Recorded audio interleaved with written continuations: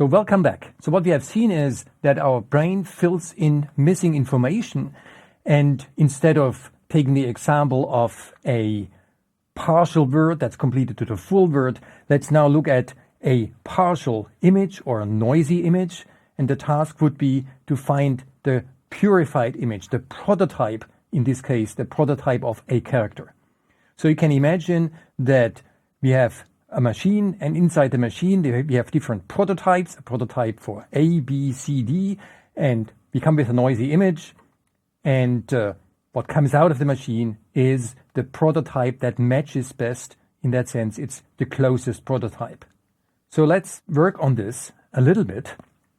So I have here a noisy image, and even though I show it as a two-dimensional image, the way you should think about it is just a vector. So think of taking the first row and shifting it up here. That's the first row. Then you take the second row and paste it next to it. And then you take the third row and put it up there. And so you continue, and this is the final row, which you put at the end.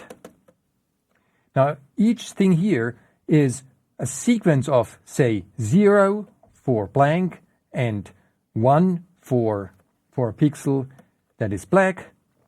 And the whole thing then is a vector, and this is my vector x. So this is the current state. This is the input, and I compare this with one of these prototype patterns, and here I do the same.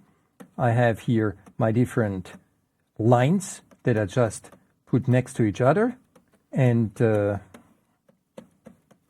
this is my prototype for the letter T, and then I would have another prototype, say a prototype for the letter A.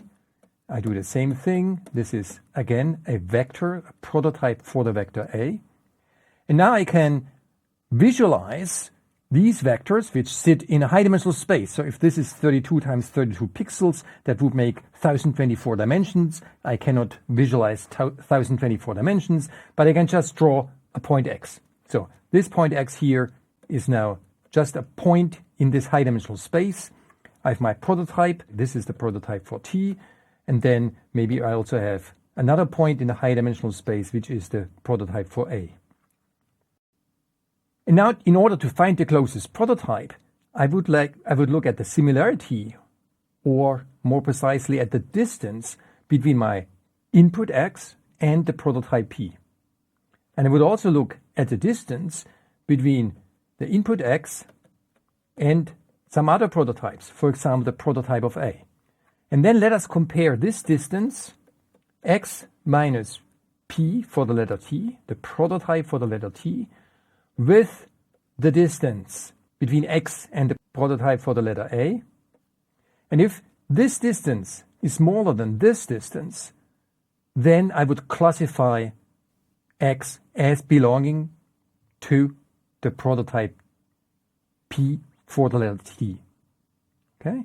So if this distance is smaller compared to the distance to all other potential prototypes, then the classification is that this is a T.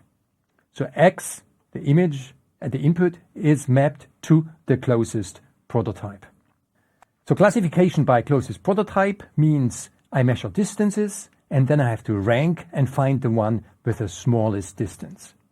So this is sort of an algorithm that you could implement in the computer, and it's just a few lines of algorithm. You measure distances with all the different prototypes, then you sort, you find the shortest distance, and what you give back is the closest prototype. Now, we want to do the same processing. We have incomplete information, a noisy image or a partial word, and we want to map it to the full word or the full image or the purified prototype, but we don't want to do it in this traditional algorithmic CPU-based sequential manner, but we want to do it in a brain-style fashion. So, in particular, we don't want to have a central controller that says, now do this, now do that, running through a sequence of comparisons. What we want is that it's just the interactions between the different neurons that takes out the closest prototype. And how to do this, that's the task, the content of the following lectures. But before we go to the next section, let's just have a quick look at the next quiz.